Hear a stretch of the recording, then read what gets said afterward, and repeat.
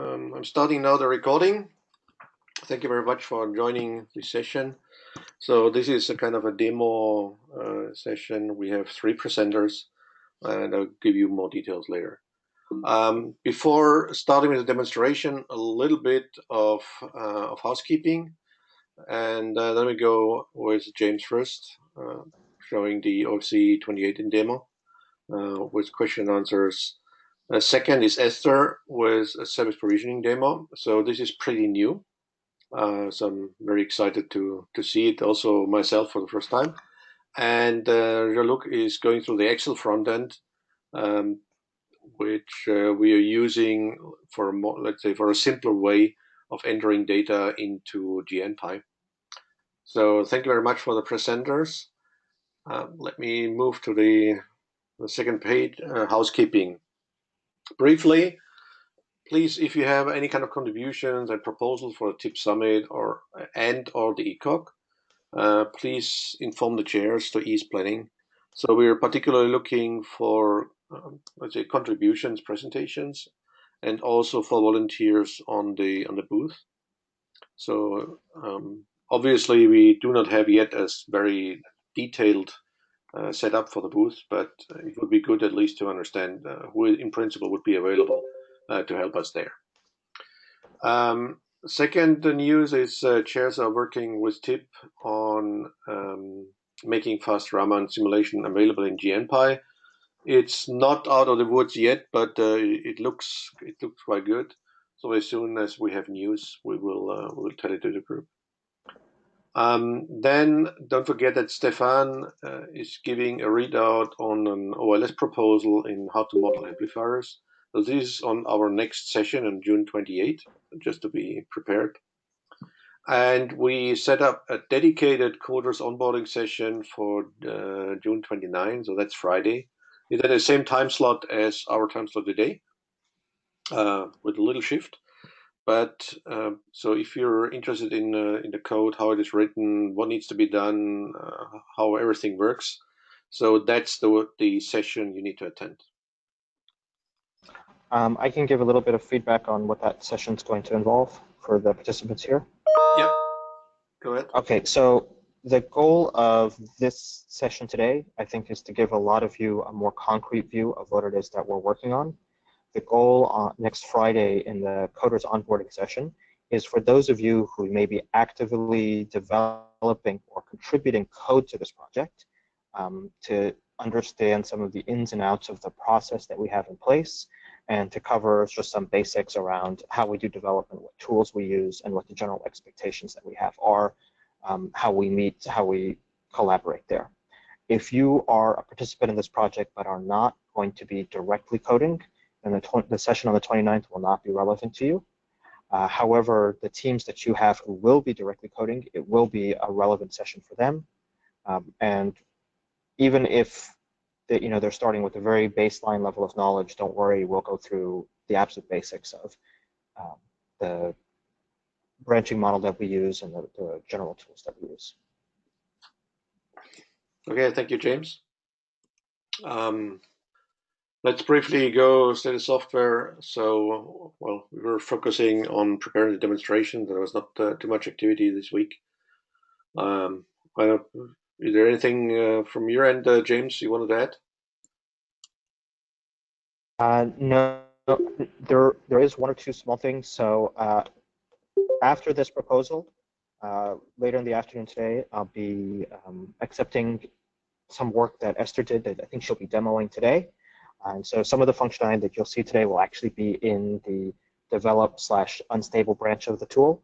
One other thing that I noticed was some of the old examples, there's a little bit of broken code. And so and thank you very much for insisting on this, Esther. We do need to make one or two small bug fixes to develop branch, and we will be turning on the continuous integration just to make sure that we don't have these bugs kind of pop up again.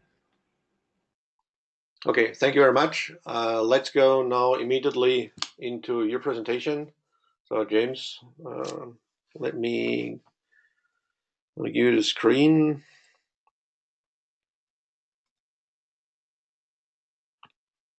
Okay, So you should be able to access the screen now.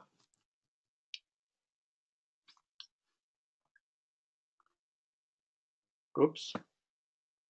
Yeah, I see it. You're all Yes. set now.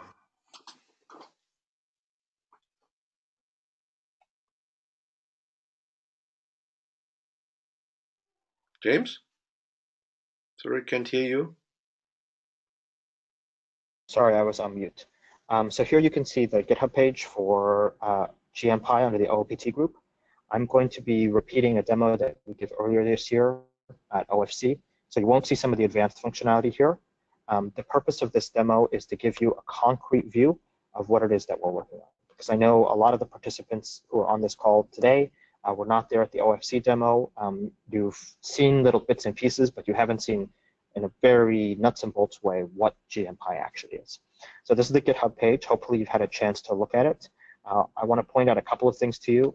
Our development process uses a very simplified branching model called GitHub Flow. We'll talk about that in depth to the relevant parties next Friday. But for the most part, when you go to this page, you're looking at what we call the master branch. This is what we view as the stable, releasable version of the software. As we start picking up users, this is the version of the software that you should be able to rely upon in building your tools. Most of the active development is first done in this develop branch, and you can see it's quite a bit ahead of the master branch right now, in part because we need some better testing in place just to make sure that the master branch is always a stable branch. So this develop branch is an unstable branch. This phase one represents the work that was done last year in the phase one of the project. It's retained here because it's used in some of the papers that were presented previously, but you shouldn't be using the phase one code. The phase one code really only represents the very first iteration.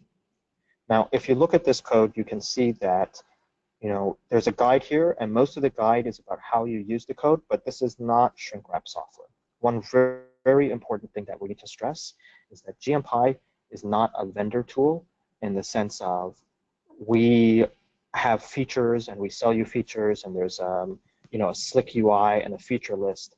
What we're trying to build for you are the core fundamental components that you will then assemble into your own production tools. And you're going to see certain aspects of that as we go.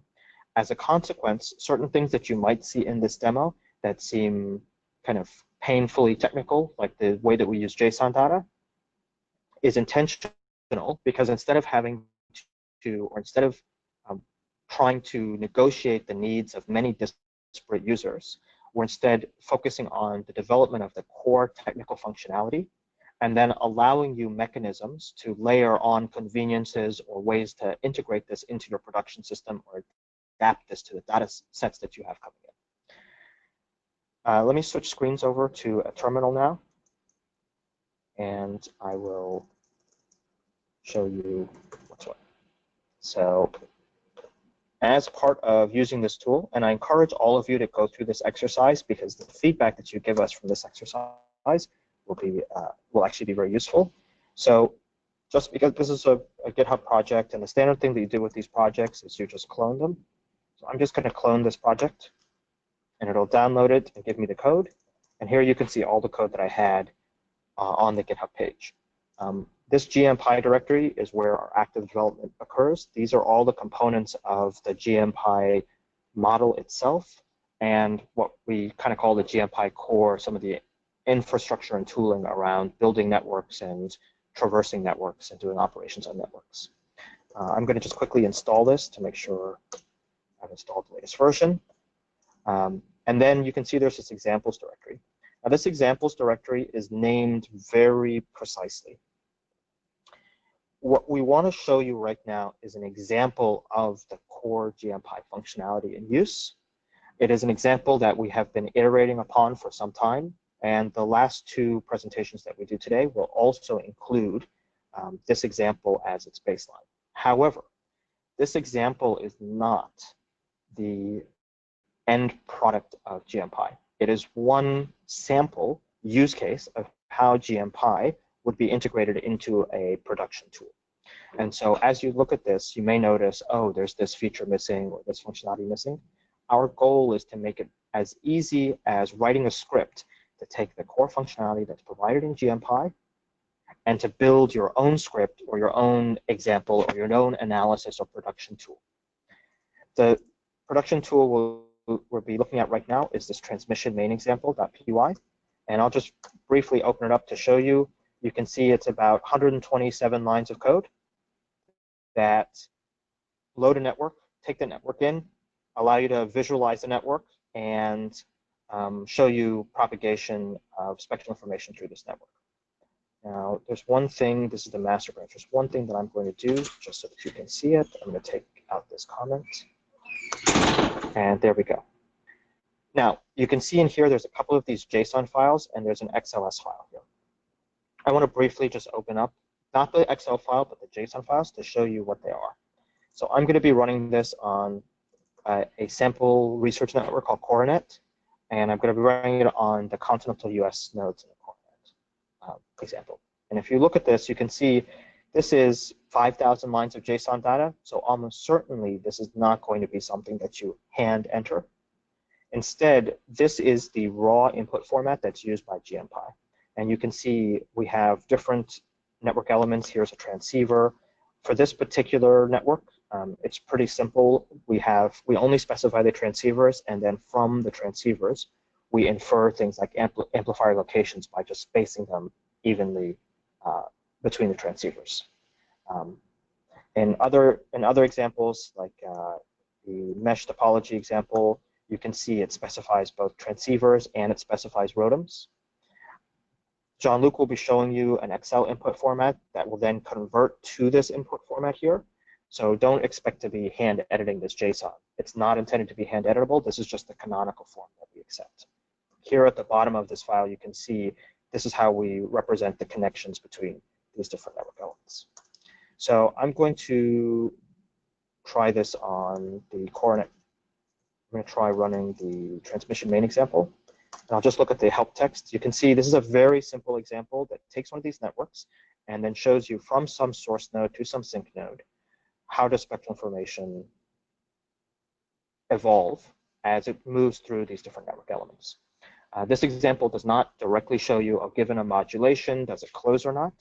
Presumably, if the question that you're asking is what paths do close, you would take this example and extend it, or you would take the raw output from this and feed it into some other process that would allow you to identify, okay, do I have a sufficient OSNR for the modulation that I desire? Now, I'm just going to run it on the CoroNet Conus with no other options. It'll infer a default source and sink, so it'll randomly choose a source and a sink. So at the top, you can see it randomly chose Albany and Abilene as its source and sink. So it's going to go from Abilene, Texas to Albany, New York. And a popped up window, that's why everything kind of shifted. But you can see for each one of these elements, you can see it inferred some ROADMs and inferred some amplifiers. You can see from these 2 points, it's computing these different pieces of spectral information, the noise figure, the gain, the power in and the power out through this path. And the line that I uncommented gives you one more piece. It gives you a visualization, so I'll switch to that screen. And this is a simple visualization to just show you a visualized view of what that path is. And so you can see here's the CoroNet network as it stands with all of the nodes, including the inferred nodes that we have. And you can see we're talking about from Abilene to Albany. And you can't see it because of the way the screen share works. But as I mouse over these points, it's telling me, oh, this is what happened at that particular node. So at that particular node, the spectral information, that node introduced this degree of noise to the spectral information that was communicated. So I'll close this, and I'll go back to my terminal, and then I'll wrap this up very shortly. And so as you can see, with the transmission main example, this is an example of the core pieces of what you'd want to do.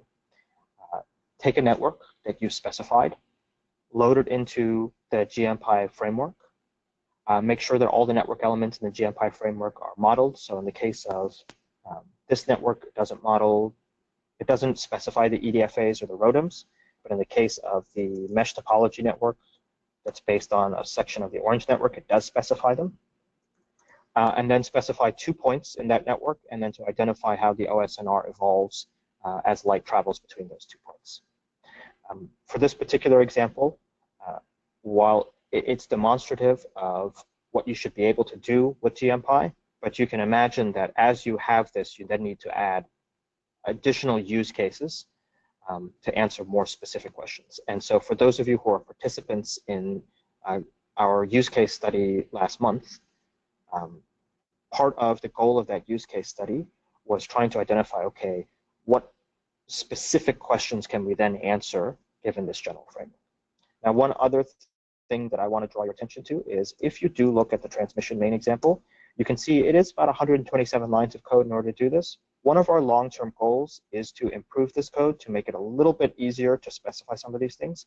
So part of the work that we've been doing as part of this refactoring is making it very easy to build an example like this in 30 or 40 lines of code, because we really want to encourage you to think of this as not the finished meal, but this is the ingredients that we're selling you that you then combine to taste into the meal that you want to eat.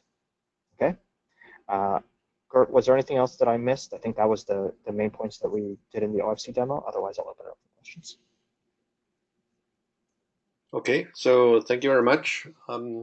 We have time for questions.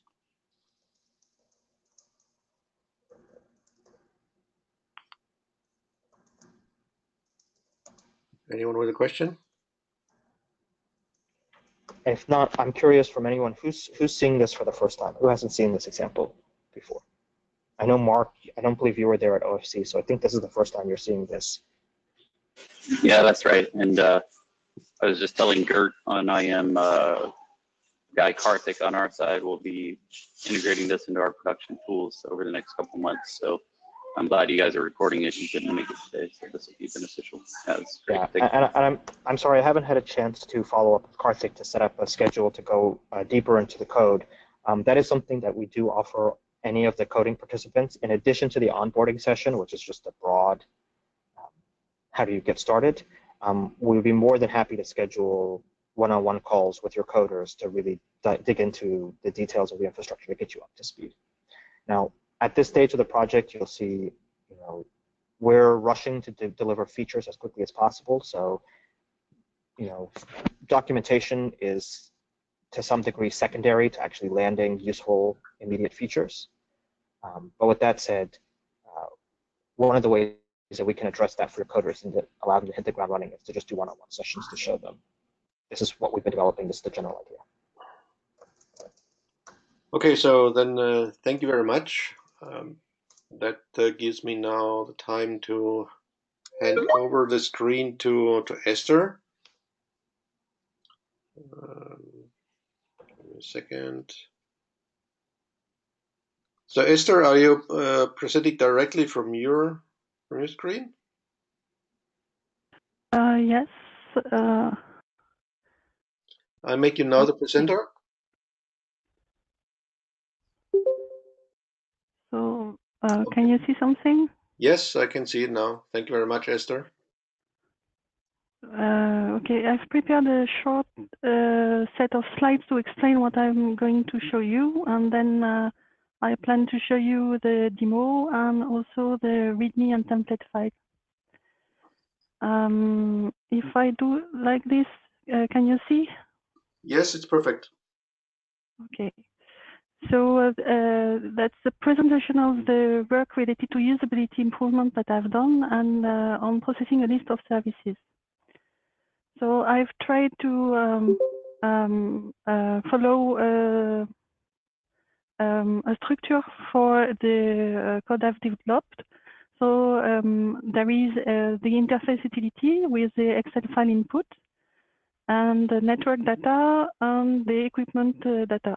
I've been working on the interface utilities, and for information, the convert file, the convert.py, which is represented here, is an existing convert program that converts the Excel input file into the topology raw data, JSON data that James just showed you on the previous demo. What I've done is equivalent on the convert service sheet, And for this JSON file, I have followed the IETF path computation YOM. So I've tried to follow what is recommended inside. So the JSON is following this one. Besides, I've developed also the path request run, which is a program that computes the feasibility of each of the services. And it uses as input the path request list or directly the Excel input file with the service sheet. And it uses also the equipment configure.json. So that's basically the structure of the software. The Excel input sheet, I've copied, it's a snapshot of the Excel sheet. Mandatory columns are the ID, source, destination, transponder type, and mode. And for this, I have added transponder type and mode also in the equipment library, which is equipment.config.json. And mandatory also system parameters such as wavelength spacing, input power, number of channels. There are 3 more columns, one to say from which path this path should be disjoined. It is recorded, but it's not used yet, this one. There is a routing forcing, an explicit path saying, for example, that this path should cross these nodes, and an information on the possibility to make it this recommendation loose or not. So finally, the new features which are inside is adding a transponder characteristic. These parameters are specific for each entry, and I feel useful to remind that at this point the program is computing a what-if scenario. It means that each service request has its own simulation with a full load of the spectrum. It's not really a dimensioning tool yet. Then it's possible to follow the pass-through nodes. That's a new feature. And the results and the service request follow the JSON file with the Young model recommended by the IETF. At this point, I needed some extra information on the transponder type, node, system parameters. But these kind of parameters are usually not in this path computation. They are rather on the links and on the interfaces description. So this is an open question. I would be glad to have some feedback on the choice I've made and if we need to enrich the standard or if we need to make it differently. So there are several things that are not implemented yet.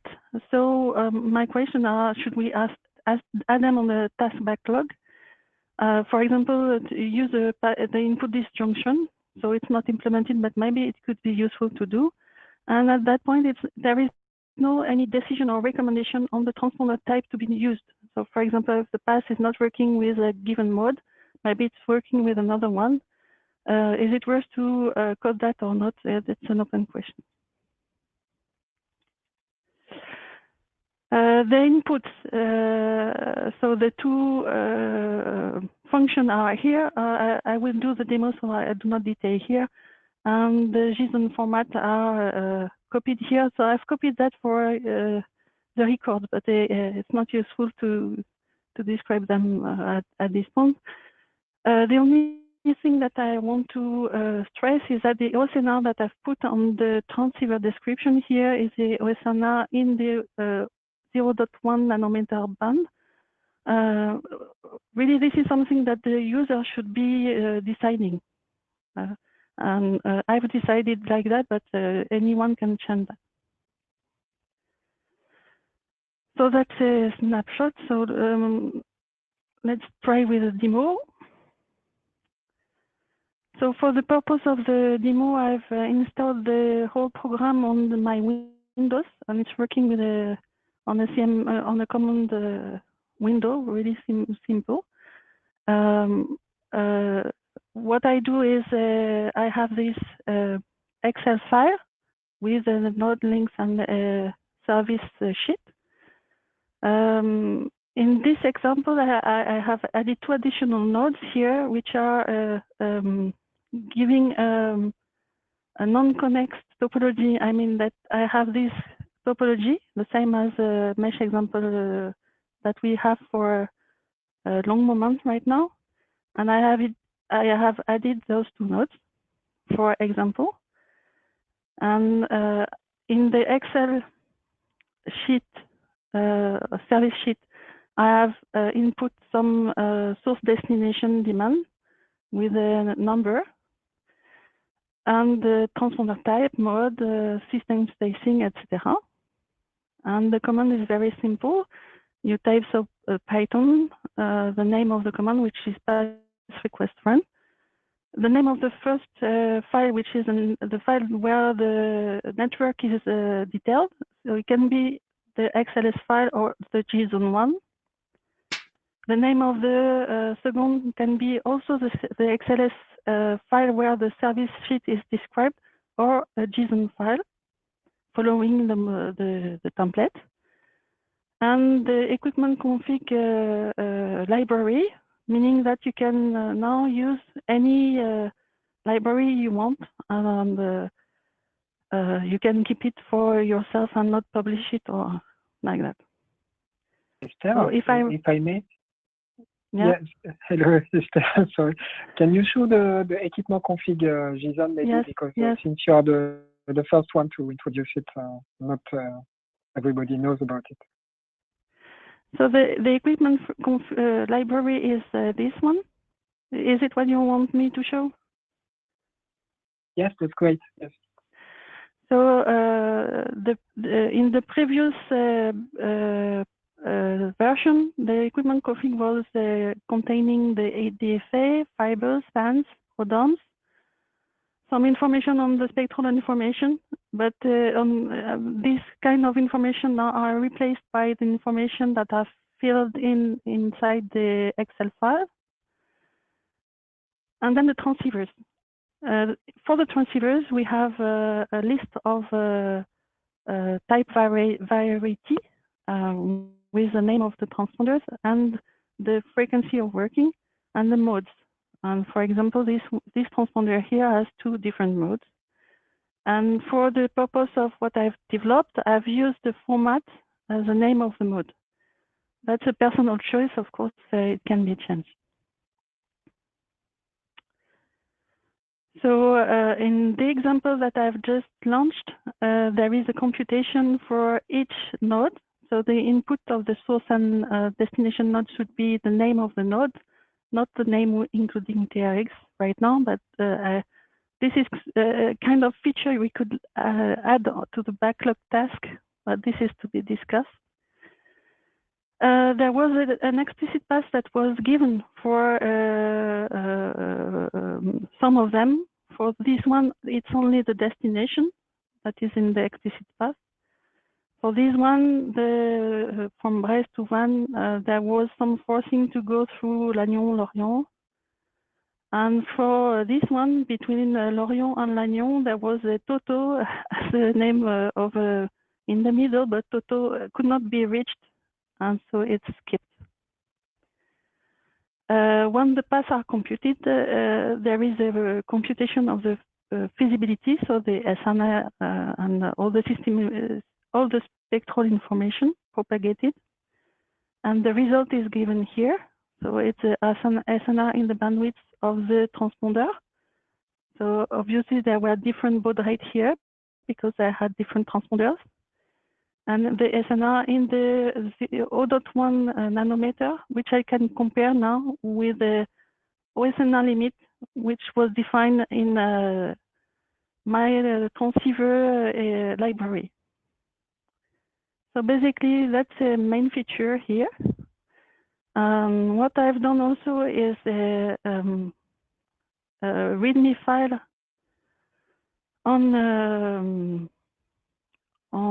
this, and this is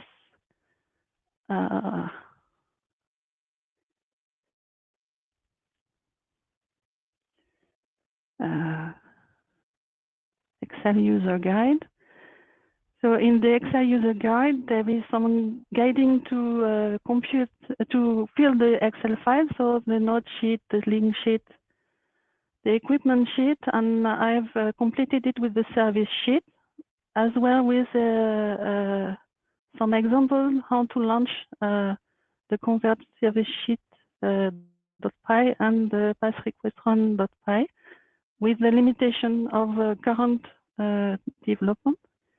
And I've also included in the branch, in the pull request, I've also included some templates to show how the data should be prepared if you want to use the JSON directly. So for the service template, it's like that, with pass request, request ID, and constraints, and the route if you want to have an explicit route inside, as well as for the results, which is here. So it's just a template. And now if we want to look at what was computed right now,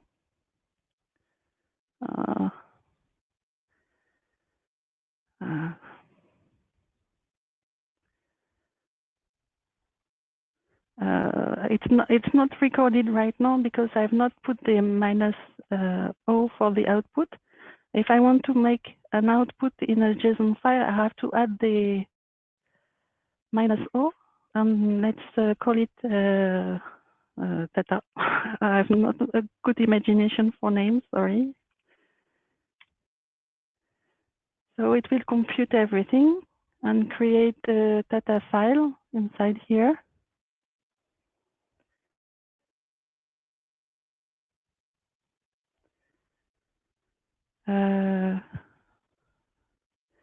And now in data, you can find each result with the path, the metrics, which I have selected. And obviously, any user of the software should select what it wants to show on the JSON. So this is exactly the same value as they were here. And the detail of the route, so which nodes are crossed. And this is done for each one of the daemons. So this one has 6 objects. For the pass ID 3, which was my second computation, this one, I have other objects, 5, 6, 7, 8, 9, 10, and that's it. So basically, this is what I wanted to show you, a way to compute a bunch of services with only one command. Thank you. Thank you very much, Esther. That was really impressive. I'm opening now the mic for any questions.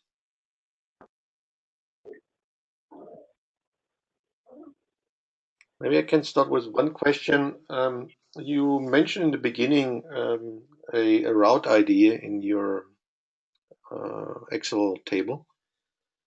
How is that ID defined? Is it just, let's say, you pick a number, or is there anything difficult if numbers overlap? Or at the moment, it's well, it's called route ID, but it's a pass request ID, I would say. It should be unique, but it's whatever figure you want to put inside. Okay. So at the moment, I think it must be an integer, but again, in the backlog of the task that we want to do, maybe we can use any type of strings to say, okay, this is my route from there to there, to have a more explicit route ID. And it's only useful if you want to define a routing disjoint from one route from another. For example, define this one should not cross the same links as the one which is here. Obviously, in this case, it would not work because they are crossing some nodes Oh yes, this one would work. That's random, but I've not implemented that yet. Okay, thank you very much. Any other questions from the team? I Yes, just wanted I have. to give some. Oh, Yeah. I just wanted to give some quick feedback. Just like Gert has, I had a couple of small, just implementation specific questions, but I think that there's a lot of flexibility around how these things get implemented. I just wanted to say this looks really good, and I think this is a really nice start. And so hopefully this can be rolled into our kind of our 1.0 release that we've been talking about for the upcoming TIP Summit. Thank you. So I have a question for the group which is on board today. I would really like that you try the program and tell me, okay, I was not expecting that. Maybe this is weird. Why did you do that? Or maybe some feedbacks would be really welcome to improve what we are doing. So thanks in advance. Yeah. And for that feedback, are you looking for stuff around the implementation details, like Gert's question, or more around the functionality? Both. I would be glad for both. One question that I have with Jean-Luc, for example, is that I have created a synonym tree for the example, which is, in my opinion, not so good. So I have in my mind, I would like to use a synonym tree and input these features inside the transmission main, so that with the relevant option, you could trigger this kind of working. You see, so this kind of feedback would be useful to me to tell me, okay, no, that doesn't matter. Oh, yes, we should put that together, or things like that. Yeah, I think the best way to do it is I understand that the demo you're just giving, or the code you're just giving, that will be uploaded into our development branch by today. So people that are interested to play a little bit with the capabilities, use the input and the programs. That is then the go-to version you should use. And if you find anything you like, dislike, or let's say would like to improve, Yes. just put an issue and we will take care of it. I would even encourage people, if they use it and it looks good, to just put an issue to say, I use this and it looked good, just so that we know that people are looking at it. And by the way, it's in the pull request, but it's not already in the program. So if you want to test it right now, it's not available on the GNPy. It's on the Orange open source fork. Yeah, I think we should. We let James work on that. I believe that by tomorrow it will be available then on the development branch, right? That's correct. Yeah. So okay. What I'll do is I'll pull that in. There's a couple of small fixes, but I'll pull that in first so people can access the functionality, and then I'll add some fixes on top. As we said before, the development branch is an unstable branch, so there may be small periods of time where, it's not completely stable. Okay, so thank you very much again, Esther. That was really good. Very impressive presentation. Let me now go to Jean-Luc. So we're still almost in time, or we're in time. And Jean-Luc, it's up to you now. Let me change your. Let me find you. Presenter. You are. Give me a second. Okay, you should have the screen now. Okay. Let me see. Okay. Share. Can you see my screen? Yes, it's there. Okay. So first thing, maybe I will show you is the implementation of the Travis CI on the continuous integration. So as was so with James, there are now some so James activated the continuous integration on the project, and with Esther we have been doing some tests. So for example, here I'm showing the pull request that Esther has pulled these days. So it's about the work that she just presented. And you can see that now below the pull request, you can see the Travis CI continuous integration that says all the checks have passed.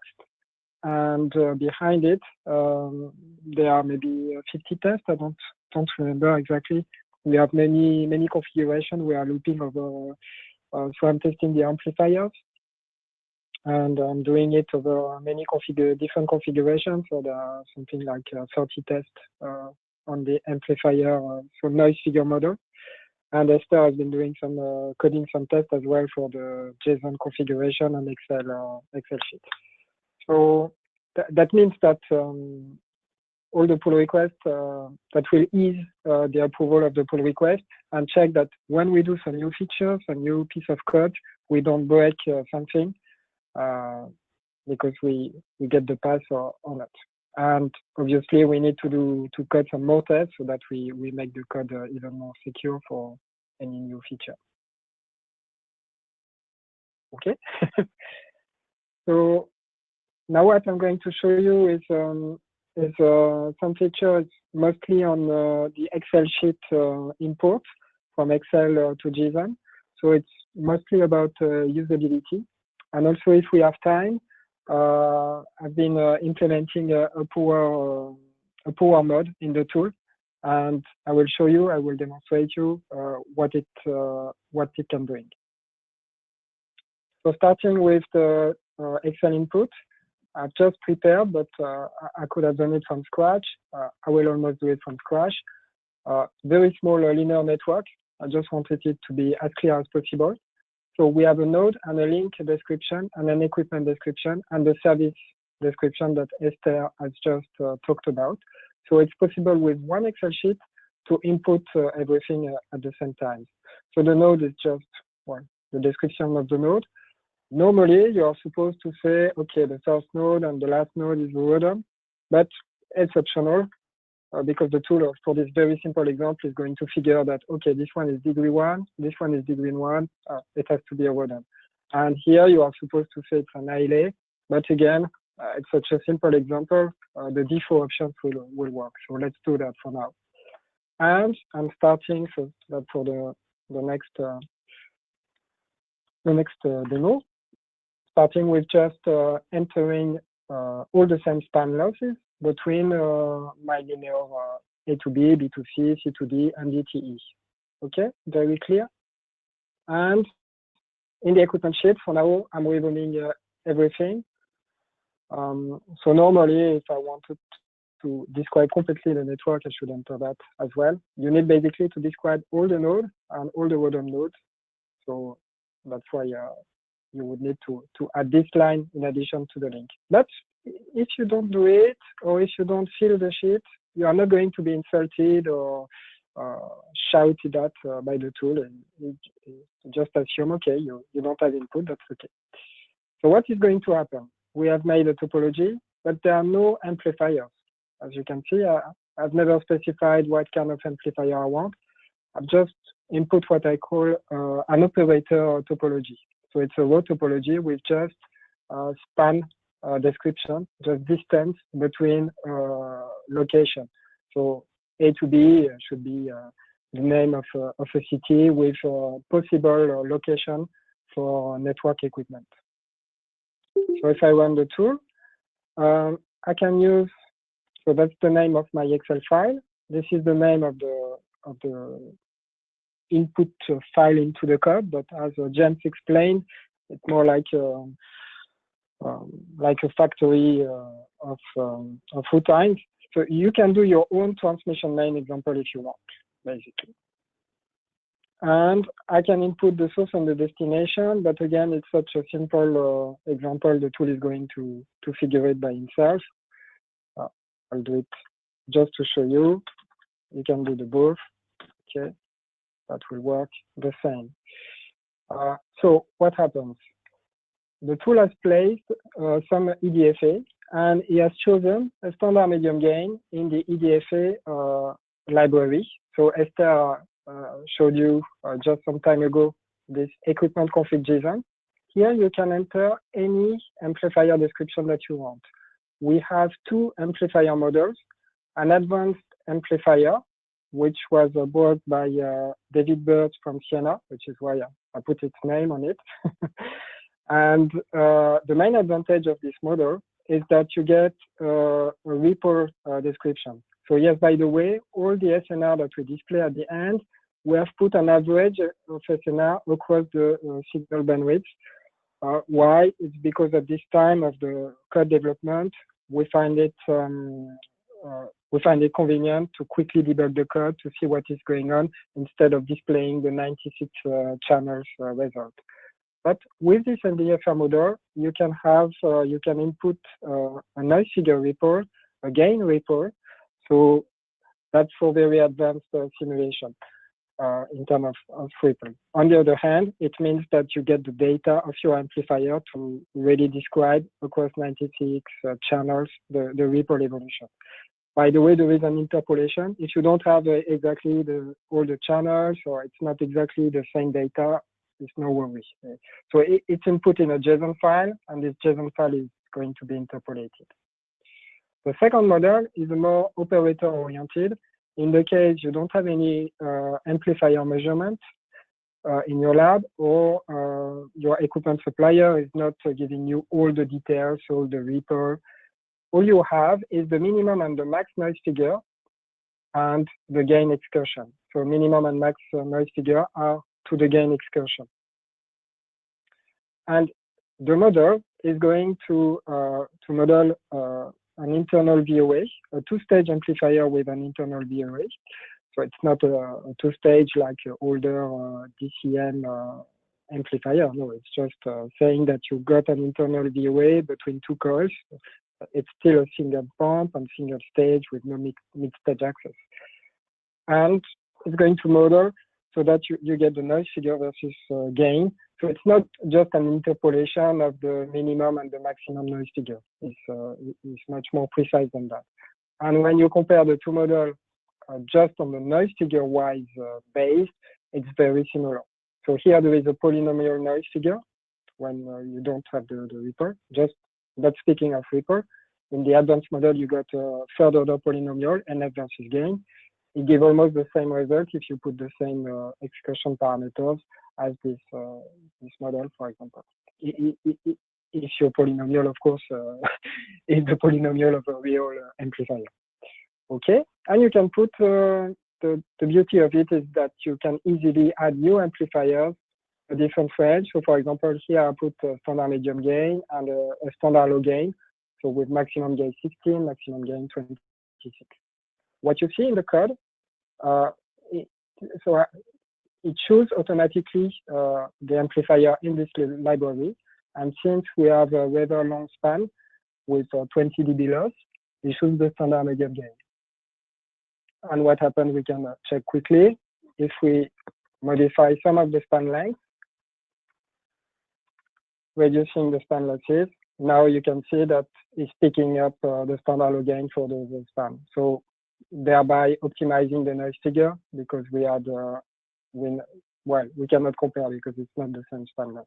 But obviously, if you do the same simulation with a medium gain, you are not going to have such a good noise figure. And actually, we can test it by forcing the standard medium gain on the span. So, for example, it was the fiber B2C and the fiber C2D. So here, in the equipment sheet, I can say, okay, no, I want you to use the standard medium gain, for example.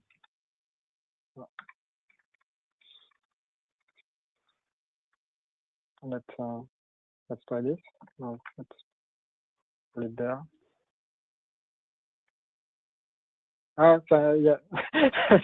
I didn't hear you, Esther, you were mute, but I heard you shouting, so I figured I did something wrong. Thanks. So setting and rerunning the simulation. So now you have a medium gain that has been used, even though the gain is very low. And now the noise figure has rocket to 15 dB. So don't worry, what happens here is this medium gain has a minimum gain of 15 dB, and you can see that the span loss is 10 dB. So what I did in the code, and it's provisory before better padding strategy is that I do an automatic padding before the amplifier so that it has a minimum gain of 15 dB. So effectively adding 5 dB to the noise figure. Sorry, I'm not at the right position here, 15 dB. So you can check it's behaving exactly what you want. It's the maximum noise figure because we reach the minimum gain, 15 dB. So the noise figure is 10 dB. And I'm adding 5 dB of padding, which I've translated into noise figure because I didn't want to add a new element in the topology as 15 dB for this 10 dB gain. So that's it. One other thing that we can try, and I'm showing you how versatile and very easy to play around with this Excel sheet. It's something very, I find it very convenient for my own use, for example. So here, for example, I can say, okay, those two spans are very short. Now I don't need an amplifier in C. Maybe the node C, I can have it fused, what I call fused. So of course I could have rewritten the topology, but I don't want to make complex modifications to my JSON file or to make my Excel file. So I'm just going to say this one is fused, which means we splice the two links. So okay, and rerunning the simulation. So what happens now? We have a fused span, and still the code is placing automatically the amplifiers. You understand that it doesn't have to put an amplifier there anymore, and the placing of the amplifier is taking into account that two spans have been fused, so that it merge in terms of gain, merge the two spans and takes the two previous span loss into account. And it's 21 dB instead of 20 dB because there is a 1 dB fused loss that is taken into account. Okay. So that's, did I show the equipment? Yes, a little bit. Do you have any question already at this stage? Does it make sense?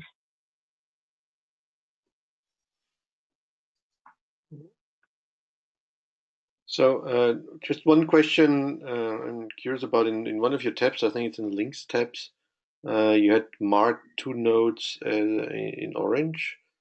Does it any meaning? Or? Sorry, no, it's nothing. It's just I'm with Linux, I'm with so LibreOffice. I'm not very proficient in LibreOffice. I don't even know how to change the color with LibreOffice. You know, there are too many icons over there. Yeah. Okay. Okay. And then what I will show you is the interest, and I will finish there, is the interest of the, so we got to power sweep. Maybe I can show that quickly. So I'm going to go back to the 100 kilometer and the simple configuration. And so it's not clearly automated yet, but we are going to do that shortly after the merge of Esther pull request. For example, we can sweep across different power levels, and I'm going to remove this to have not too many displays in the code. There you go. So now, this is to illustrate what you can do with the code, with the different library. You can do anything you want.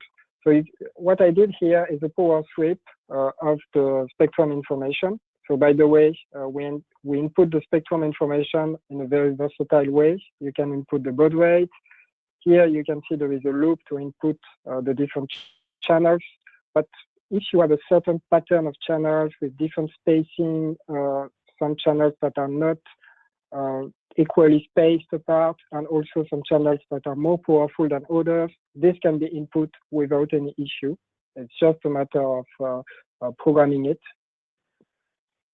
And we can also obviously power sweep. And here you can, with this different power level, you have the SNR result.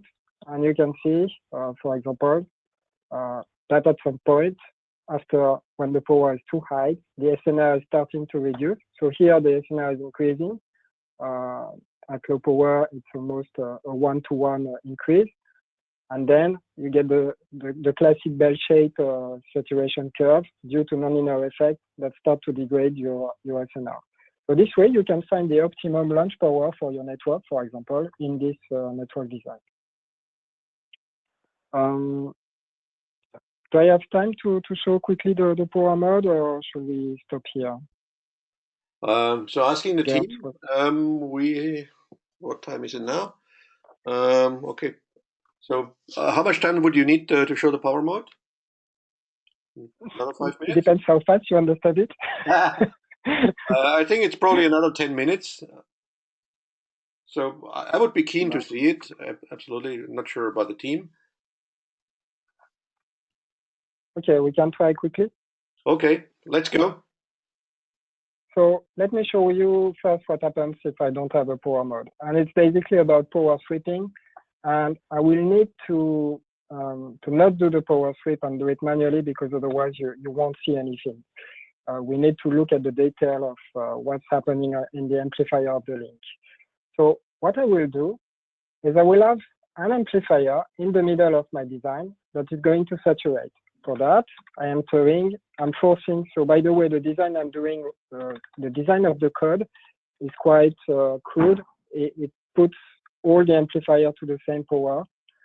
So basically, amplifier design gain is just compensating the loss of the previous span. So that's the next feature I will have. It's something that adjusts the power into the span based on the span loss. But so to add it, to force a different power in the span, I'm doing manually like this. So I'm entering, you know that all the links have 20 dB span loss. So if I'm putting an amplifier with a 23 dB gain in the span, in the last span, so maybe it's not the best one. If we want to see something, I should do it before. There you go. In the span C2D, I'm going to enter with 3 dB more power. So let's see that immediately. Okay, so we did something wrong. Yes.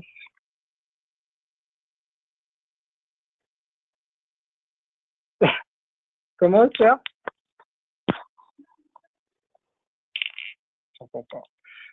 Can't hear you.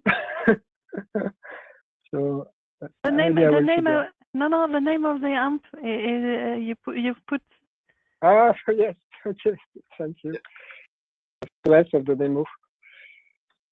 There you go. So yes, we should better catch this kind of. We're catching it, but it's not looking nicely. Okay. So I didn't deactivate that.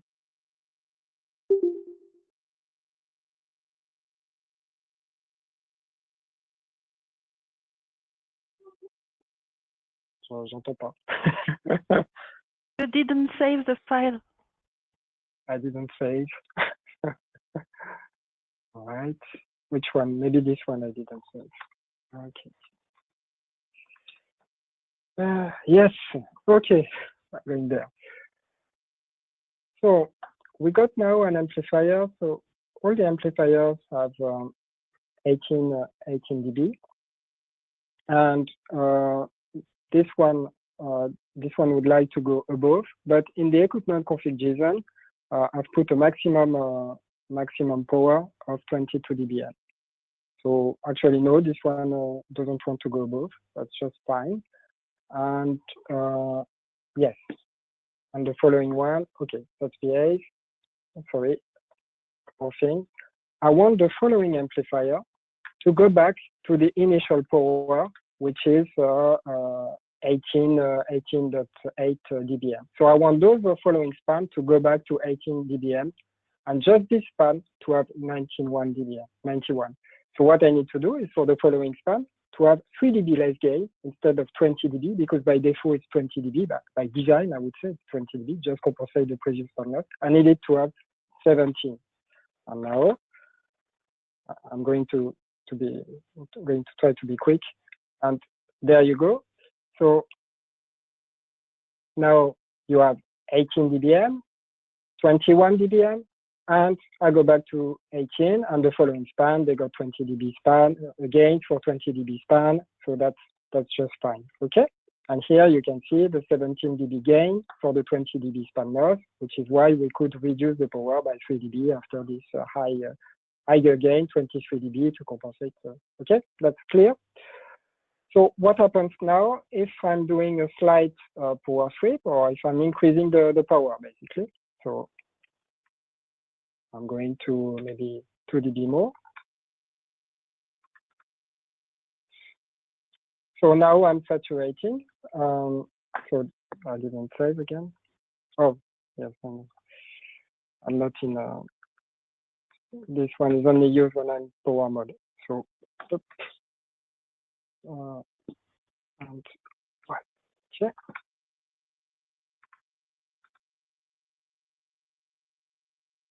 So now I'm 1 dB more, and this amplifier now is saturating to 22 dBm. Okay.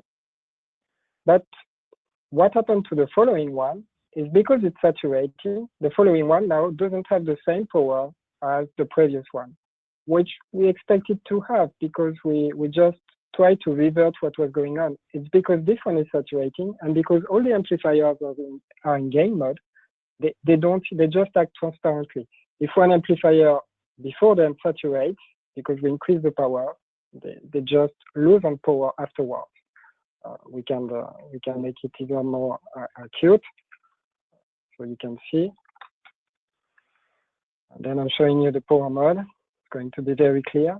So 20.8, still 22 dBm saturating, and now you can see even a higher power difference between the following span and the previous span. We don't want that. If we want to power sweep, we want the same behavior that I had in low power, which was the previous amplifier, 18, has the same power as the following amplifier, as you can see. So I want this pattern, it's like 18, 21, 18. And if I increase the power, it doesn't work like that anymore. So into power mode, I can solve that because now I'm telling the amplifier to track that you need to track the reference power. So I'm increasing the power again and see what happens. So still got 20.8, 22, and now I can see that the following, so it's saturating again at 22, and now the following amplifier is at the right power. All the amplifier afterwards are at the right power, exactly like the one before, which it means that it has to adjust its gain. This is what you see in the effective gain. In the operational gain, I'm asking from the design, remember, I'm asking 17 dB gain, but that would mean that the reference power is not the same anymore. So the code, because it's working in power mode, and to give full transparency, is displaying this. It's saying, okay, I'm having this effective gain of 18. This is the correction it had to do. And here also you can see the effective gain is due to the saturation of the amplifier. So you would have this anyway in gain mode, but displaying transparently. And you can track. So the way it works is recognize before it's saturated in power from the design and from the input in terms of gain, it recognizes what is the delta power and the reference power that you really want in each span based on your gain input. So it actually translates a gain input into reference power before saturation of amplifier. Okay, I'll stop there. I'm not sure if I was completely clear, but it was an attempt. So thank you very much for those who are still there. Are there questions to Jean-Luc? By the way, we are recording all the sessions, so in case people cannot make it, you can later look at the presentation.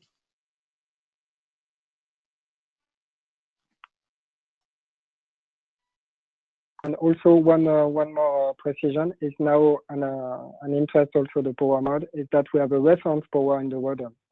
Because when you do a power sweep, usually you don't want to increase the OSNR of your RODM. Usually the RODM they are set for power and they have a reference power. And you cannot just increase the power that you input into your rodent because it depends on the loss and the noise figure and the gain range of the amplifier. It's usually the maximum you can have. And now it's fixed. It will always be the reference power, whatever the power switch is. Okay, so I think this is a very, very interesting use case also to dimension the network. So I think all its power is probably still a little bit hidden between that's a change in code and making it work. But I'm very, very optimistic that by the TIP Summit, we'll have, let's say, a much easier way to use this capability. And I can encourage everybody to simply play with it. So yes, the power mode is probably for now a little bit more complex than what Esther showed. But I think as an outlook, it's really interesting. So the goal of the power mode is just an intermediate step, and the power mode is a prerequisite so that we get a gain optimization or power optimization into each span that depends on the span loss, and not just launch the same span power into each span. Yeah, I think it gives a great insight into the network to run it once and then adjust the gain accordingly. So at least for me, it was very interesting to see that demo. Yeah, and it doesn't mean that we operate the network in power mode. It's still designed for networks operated in gain mode, but it's just an help to the design. Yeah. Where, for example, you do a power sweep to find the optimum design power. Okay, so thank you very much again, all presenters. That was really impressive. I would, if there are no more questions, I would then close the call and put the recording on Workplace. Are there more questions before we close? 1, 2, 3. Okay. Then thanks again, everybody, and Thank you, everyone. talk to you then next week. Goodbye. Thank you. Bye. Thank you. Thank you. Bye. Bye. Bye.